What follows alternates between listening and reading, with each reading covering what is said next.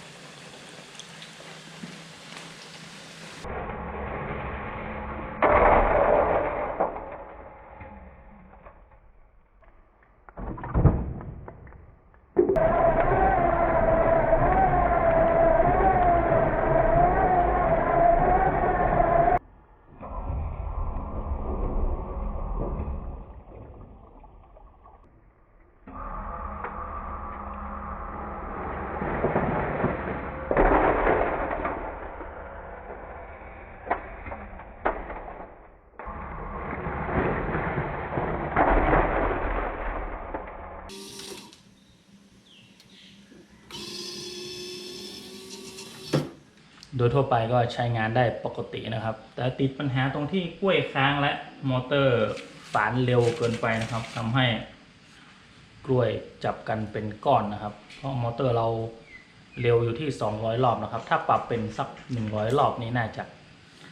สวยงามกว่านี้นะครับแต่ก็โดยรวมแล้วก็ทานได้นะครับอร่อยนะครับเครื่องทอดกล้วยฉาบอัตโนมัตินะครับ HJ สารพัดสร้างนะครับขอบคุณทุกท่านที่รับชมนะครับสวัสดีครับ